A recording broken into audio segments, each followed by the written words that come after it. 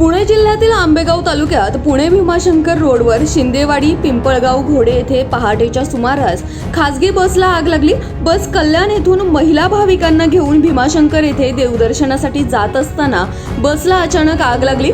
प्रसंगावधान राखत महिला पेटत्या बसमधून खाली उतरल्या। कुठलीही जीवितहानी झाली नाही, मात्र बस आगीत जळून खाक झाली आहे। आगीचे कारण शॉर्ट सर्किट झाल्यामुळे लागले आहे असं समजतंय।